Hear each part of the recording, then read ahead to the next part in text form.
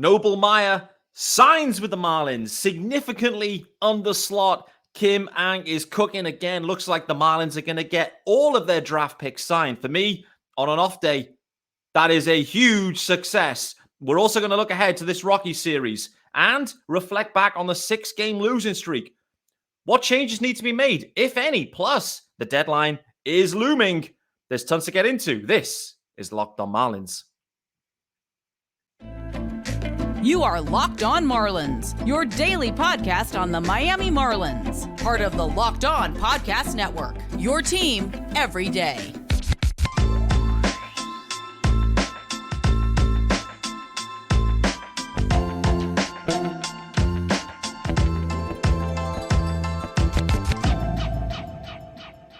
Greetings from England and welcome to Locked On Marlins.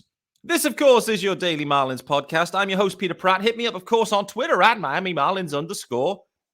If you've listened to the pod, hit subscribe. This, of course, is your team every day. Thanks for making Locked On Marlins, of course, your first listen of the day. There is a YouTube channel also. I urge you to head over there and hit subscribe also. If you aren't hitting up the YouTube channel, you're missing out. Guys, you are missing out. Hit subscribe over there. Greatly appreciated. To the everydayers that comment, the comments are going off the chains in the YouTube chat. No doubt. Those comments are wild. And also, if you are watching, you will see. Welcome to the Thursday episode. And I have a guest already teased out on yesterday's episode. He'd be here. Loud Marlins fans in the house. How we doing, brother? Doing all right, Pete. We can't lose a game today because we're off. We cannot lose a game. DJ, spin those bottle caps, baby. The Marlins cannot lose.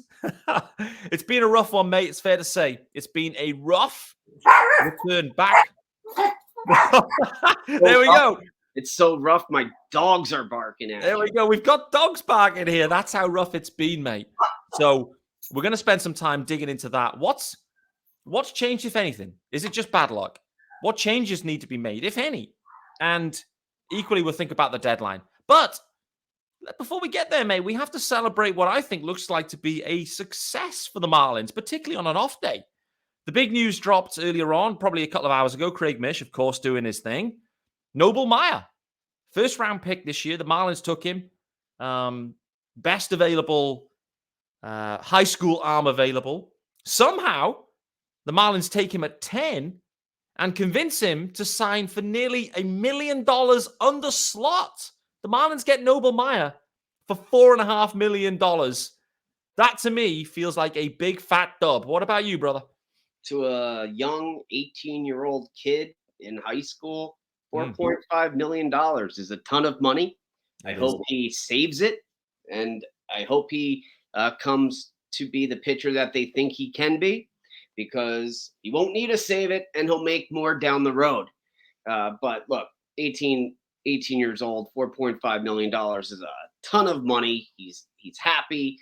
He seemed happy to come to a team that can teach him how to pitch, as we have the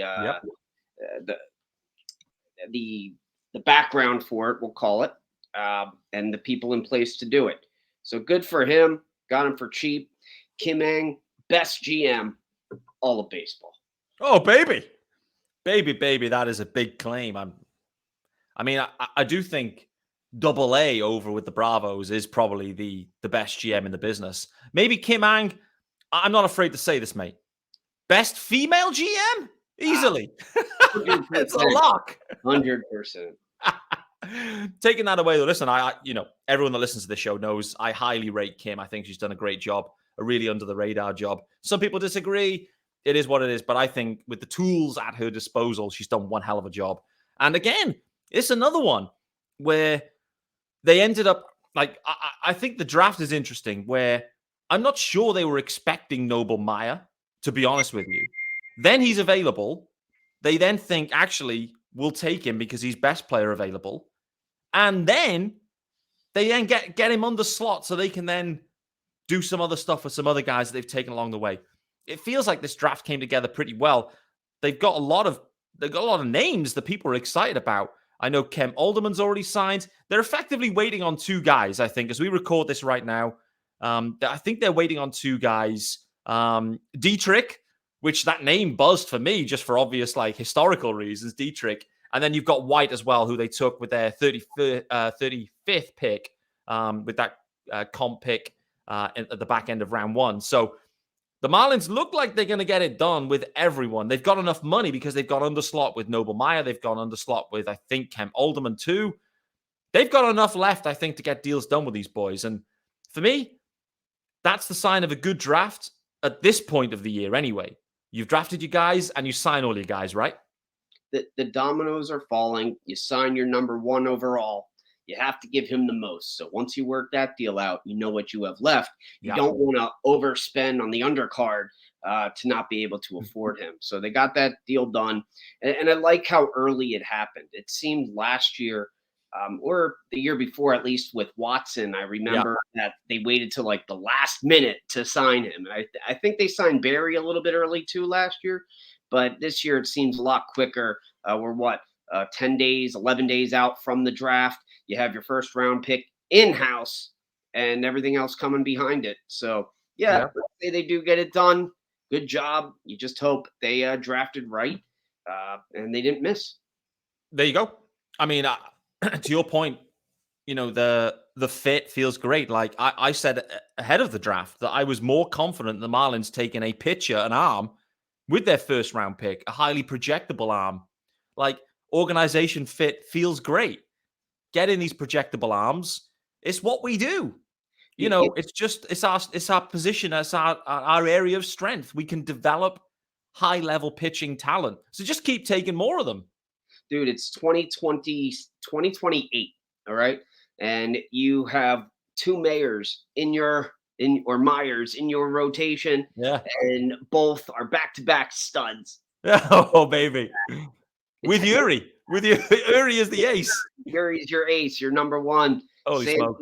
Sandy will probably be gone by that time. His contract's up in 2027? So 2028. Maybe he'll still. There's a club option 2028, if I remember correctly. So you hope you get 2022 Sandy back at some point. And he's going to be a little bit older and can't beat Father Time. Look at Justin Verlander and Max Scherzer.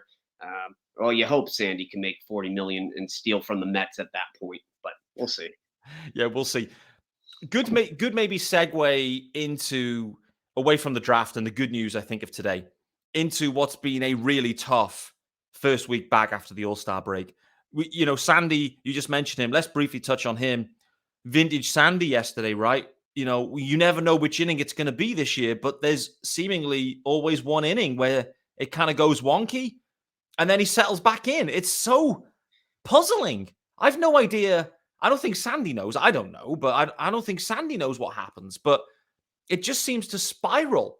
And we've seen it, 10 times this year, maybe? Like, it's not an outlier now. This is the norm, and it's so weird to see. I mean, have you got any explanation for us on this Sandy Alcantara 1 blow-up inning? I don't. And no one does. It's good that it happened in the first. I mean, they had time to come back. If the bullpen could have held it down, you never know what could have happened. I mean, they came within 1 run, or they they scored 3 yesterday, I think. So they came within 1-1 of would have been 4 if Braz, I should say, didn't give up the extra runs from the bullpen side.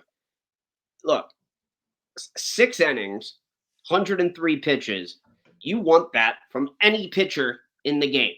And not every pitcher can stay in the game after the first inning, giving up those 4 runs. Some spiral out of control the rest of the way. So is that a quality start? I like it. Yeah. I hate it at the same time. But look what set that up.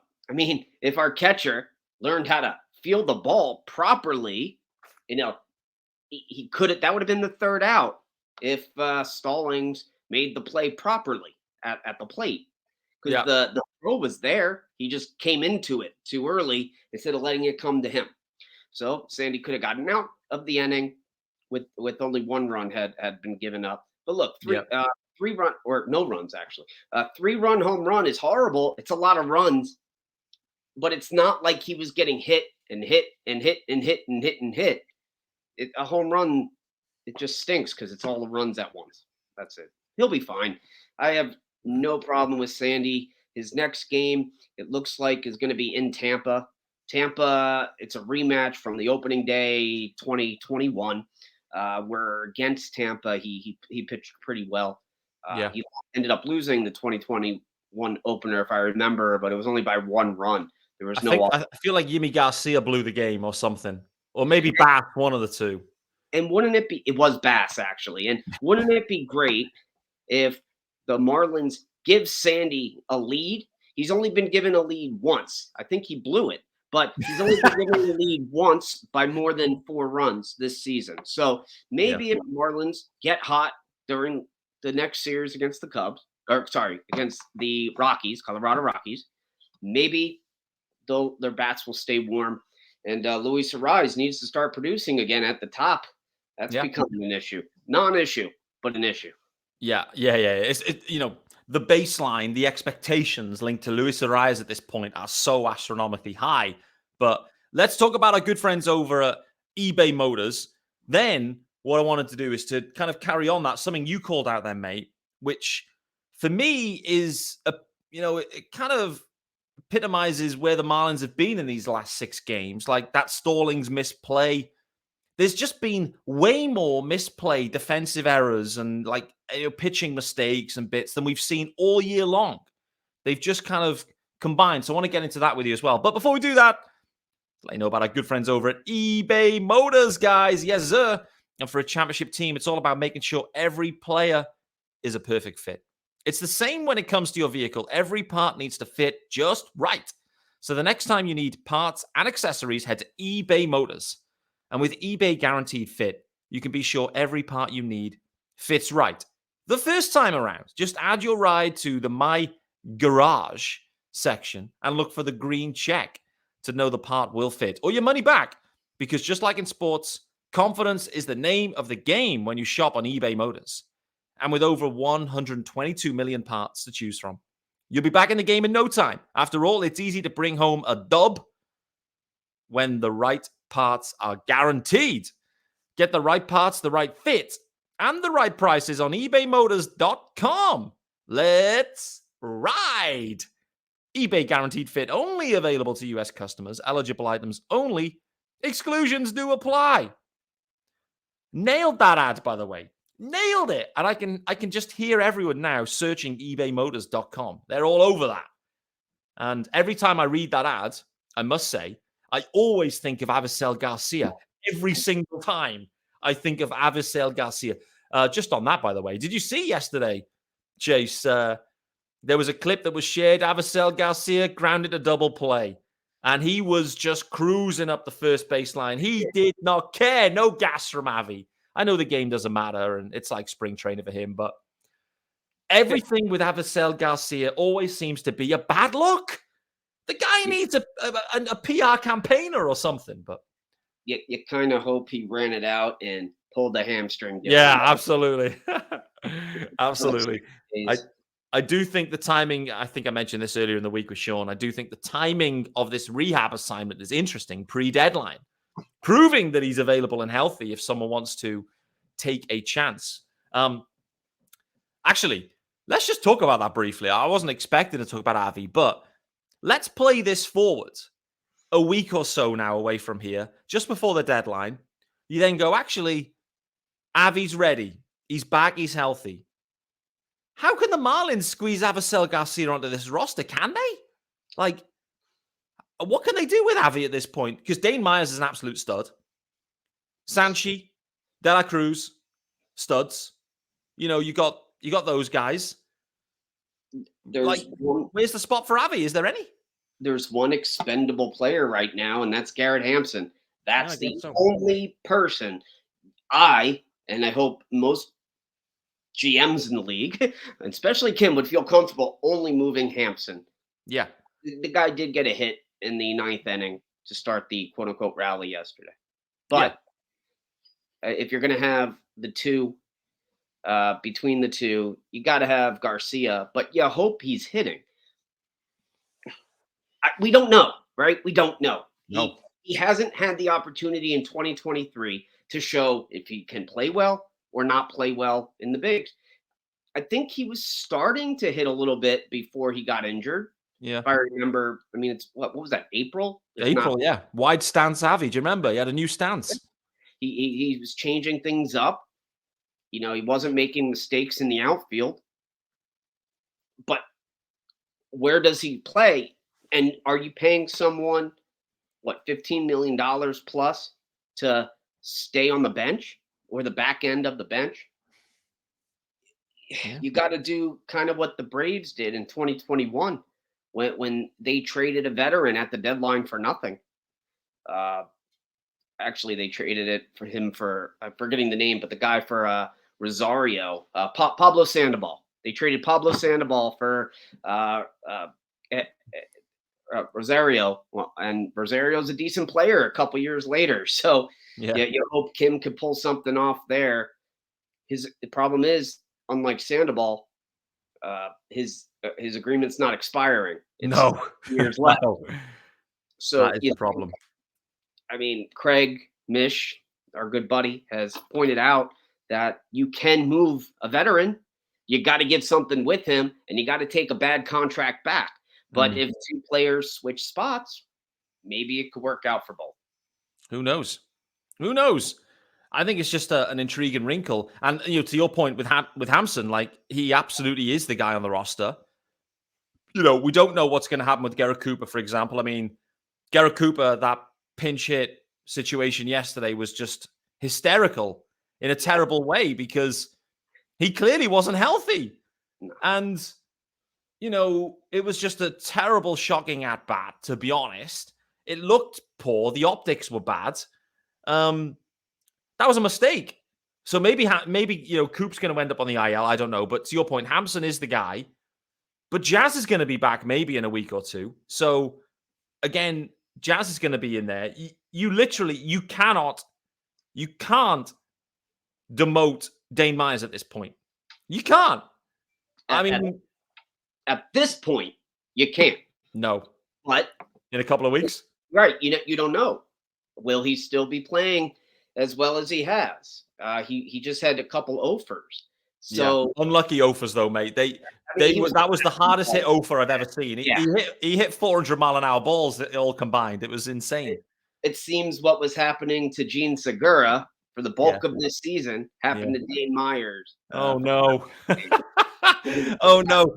The grounded to double plays are going to absolutely skyrocket. Then maybe I don't know, but and I know this is not on the agenda, but the deadline talk is. Yeah. I've heard rumblings, and I do have some sources, friends, who have confirmed, and they brought it up to me. I had no stake. I didn't even know the player. Garcia on the Royals, their third baseman. The Marlins have reached out regarding him. The Marlins, again, this is what I'm being told. I'm not making this up. The Marlins spoke to the Padres about Hader. The Marlins have also reached out to the Nationals about their third baseman. Yeah. So is the thought bring in someone to platoon with Segura in case Segura's back goes the wrong way? You saw it happen in 1997 when the Marlins traded for Darren Daulton to pair up with Jeff Conine at third base. It's never a bad thing to have extra bats in that lineup. Yeah, for sure. I'm intrigued on, with Gene Segura. I was talking again to Sean Barrett earlier this week saying, I do wonder whether, Joey Wendell's expiring as a deal. Like maybe Segura ends up sliding and playing shortstop next year for the Marlins. Like, to be fair to him, he's done okay at third base. Like he's been asked to play there. The arm is strong enough, but the accuracy is sometimes a little wayward. I can see Garrett Cooper in particular gives him a few long stares is how I would describe it, where he's short hop Coop deals with it because he's a stud, but then he's just like lingering with the eyes, like giving him that stare, like, Gene, hit the glove, not the dirt, big lad. I mean, do you move your all-star second baseman to first, or can Gurriel take first in case Coop gets dealt? Coop is valuable. He's valuable to our team first, but he's also a value in a trade market. If you need to bring someone in, sometimes you have to give to get. And we'll see what happens. I don't want to put that in anyone's head. I've heard nothing about Coop being dealt, but you look at your roster and where people can be moved to bring people in. You mentioned Joey Wendell, expiring contract. The only expiring contract that's not movable is Jorge Soler, because he's too important to this team. Absolutely. And in theory, it isn't expiring, but there's just an option which he's going to opt out of. So, it is expiring. I'm with you. It is an expiring deal. However, mate, I mean, it's been a 6-game losing streak. Let's just talk about the deadline here. 6-game losing streak. They've got what I believe it to be some very winnable series on deck here with the Rockies for sure. I know everyone will say, what about the Rays? Pete, you're crazy. The Rays are stinking the house out at the moment as well. They aren't the Rays that started the year 20-0 or something. The Rays are struggling. The Rays are struggling. The Tigers are struggling. And the Phillies, they hate coming to Miami. This next 12 games, do or die. I think the Marlins can legitimately win at least 10 of them if they play well. But, Chase, what happens if they don't play well? What happens if they go 2-10 in that period? And at the deadline, they may be under 500. I know others argued with me, but there was a cushion of 14 games, not in the wild card, but 14 games over 500. You want to be over 500. We have 8 games to play with. If they go 2-10, they're at 500. So, what happens? I'm not even putting that out there. It's not happening. Not happening. We're going to different. I'm not discussing that. It's not happening. The Marlins are buyers. They're buyers, right? Buyers. We have 3 against Colorado. You have 3 against Detroit. You have 2 in Tampa. Tampa owns the Marlins. Let's not. No, I know they do. They own us. The last 5 years, I think we've won 1 game versus them. They're a good team. I'm trying to make it out to Tampa. If anybody wants to spot me a ticket that's listening, I will drive out if you spot me the ticket and a bedroom. But reality is you have a very winnable 2 out of 3 series you could win. You hope you get one of the 2 in Tampa, and then the Phillies are in town. And I like the matchup. I like the matchup with the Phillies. Like, we've just seen the Phillies come to town, and the Marlins either play well against the Phils or play tough, or the Phils regress a bit. Like, it feels like they get into Miami and they don't play well. It's just the history. That's what it tells us. 2 bit of good-looking men on that team are having too much fun in Miami. But if you look at it, I think that's the 4-game set. We have the 4-game set at home this season versus the Phillies, so that's good. That's a plus. And if you hope to split it, you hope to win it. But if you take 2 out of 2, 2 out of 4, win 2. That's a good series for you. And look, Phillies are a good team. They spend a lot of money. We just lost to St. Louis, and they're not playing great this year. But I think I said it. They've won 7 of their last 9. So you got a team that's hot, and that's what baseball's about: hot and streaky. We're going through our bad streak. The Rays just lost 8 in a row, and then finally beat the Braves before the break. I haven't seen or looked at their scores after the break, but they were struggling too. It happens to every team throughout the season. That's baseball. But I'm calling Skip out in a positive way. I think he is the right manager to help them get through this time. He's the guy that's going to keep everybody energetic and hold them accountable. We're not losing like we did versus Mattingly, where we were scoring with Mattingly when we were scoring 1 run a game. We're coming back every 9th inning, and we're 1 hit away from tying or winning. We're getting the lead. AJ Puck, he needs to stop giving up these monster bombs to end these games. But the Cards are not here. We're done with the Cards. And, that bullpen, we'll discuss that, or you'll discuss that on another show. No, we're going to talk about the pen just briefly here, mate. Like, we've kind of gone off tangent a touch, which is, we've got form. It happens, mate. But yesterday I recorded an emotive episode I was emotive. I was emotional because we'd just been swept for the second time in a week. I don't enjoy that situation, and I had to record a pod immediately after. I was looking ahead to the series and saw Braxton Garrett, TBD, Jesus Luzardo. And I lost my head. I couldn't understand why the Marlins are willingly going with another bullpen game when they don't have to. Chase, can you comfort me at all? Can you give me anything? Why are they doing this? It's how they have to set it up, and this is why. Eddie Cabrera had a great game, but what if he doesn't have a great game his next time up? If you have Luzardo go Saturday, and then they want to have a bullpen game somewhere here, right? So let's say you have Luzardo pitch Saturday, then you have a bullpen game Sunday instead of Saturday, and you want Eddie to have his full rest. So, I mean, he does, but you want to give him the extra day. If they pitch a bullpen game and then Eddie pitches Monday and has a bad game, that's 2 bullpen games in a row. You can't do that to your team. You can't put him in that jeopardy. I don't think they should have a bullpen game. I think they should name a starter. I give Hoeing another shot. I mean, it's the Rockies. You give Hoeing another shot. Yeah. And then get 3 innings out of him. Bring our buddy Johnny Cueto, the best reliever in that pen.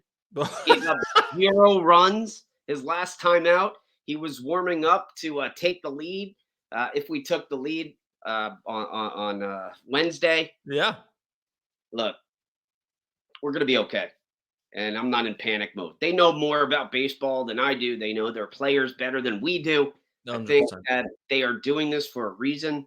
We just don't know it. And they're going to sweep the Rockies. And we're going to look like buffoons making comments like this saying they shouldn't do it.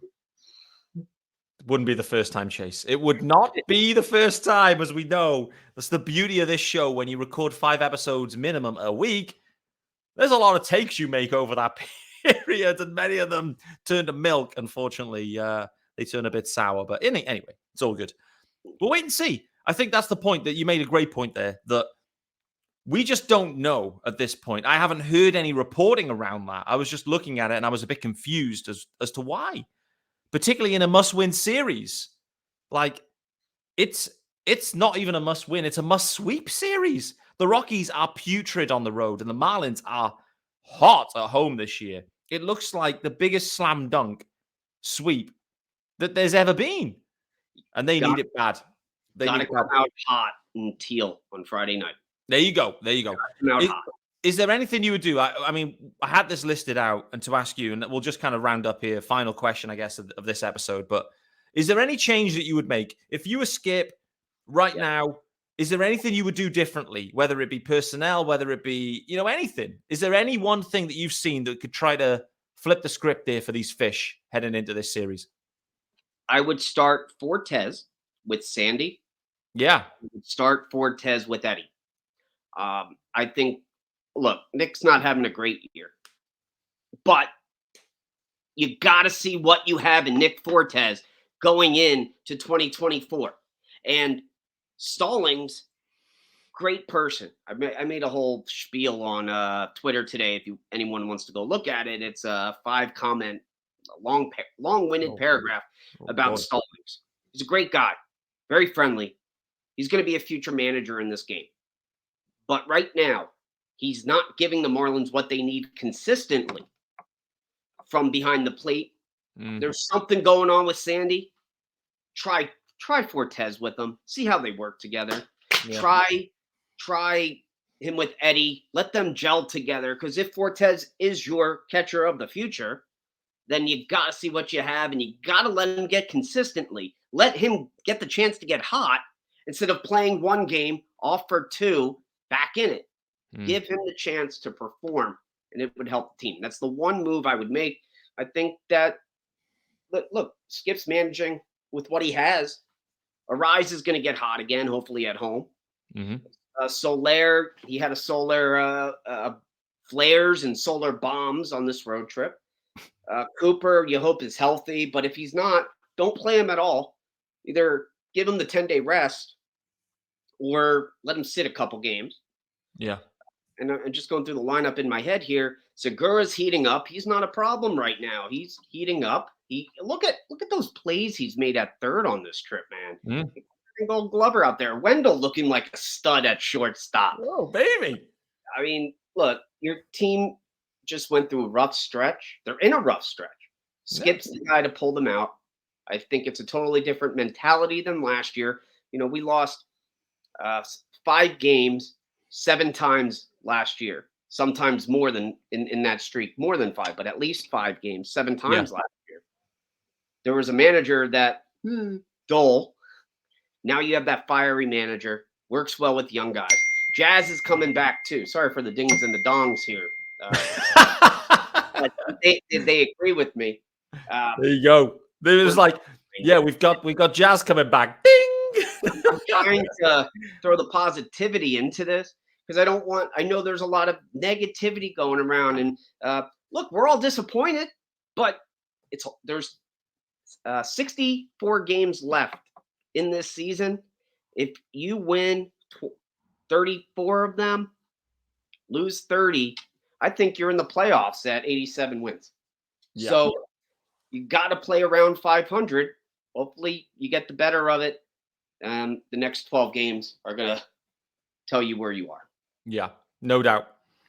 I must say that you're completely right, but I must say I've been completely distracted there. In my head, the vision I have right now is Don Hector in Better Call Saul, like where you make a comment and he agrees or whatever. He's like, ding, ding, ding, ding, ding, ding, ding, ding, ding. That's all I can see now is Don Hector.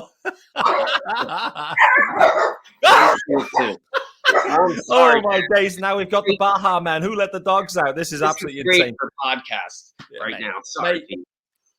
This is supposed to be a fun podcast. This is a fun podcast. This is a fun conversation. It's an off day. It's a time to step back and relax and celebrate the fact that the Marlins, I think, are going to get all their business done with their draft picks.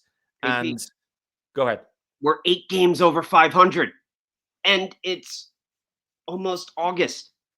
You're at the end of July. Exactly. Wow. Exactly, mate. This hasn't been done for many years. And it's in the Marlins' hands, like these next 4 series. Play good ball, head at the deadline, 10 games plus over 500. You're buying. There's so many different directions they can go. They've got enough ammo to do whatever they want. And going into August, who knows what this team looks like? But also, mate, what we will have seen is Skip Schumaker for the first time as a manager dealing with significant adversity where all of a sudden, you know, frustration builds. It builds. How does Skip manage that? How does he get the best out of his guys? And can they be hot into this Rocky series at home?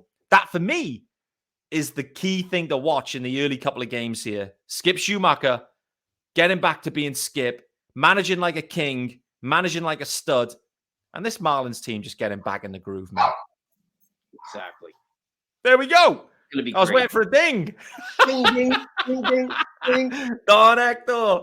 All right, buddy. That's been a lot of fun. Thanks, everyone, for joining us on a Thursday on an off day. Thanks for spending your off day with us. Maybe you found this more enjoyable than watching Marlins baseball last week, but thanks for making Locked On Marlins your first listen of the day, of course. Thanks to Loud Marlins fan, of course. One of the stalwarts of the season, mate. Always here, always willing to talk, and it's great fun, as always. You can follow Loud Marlins fan, well, as it sounds, on Twitter, at Loud Marlins fan. So there you go. You got him covered. Guys, I'll be back tomorrow because this is a daily pod, and tomorrow is another day, and the Marlins will begin another series, and we'll look forward to looking ahead to this Rocky series, hopefully trying to understand what they're going to be doing on Saturday. That'll be interesting. Equally, do they get all their business done with their draft picks? We'll see you then, guys.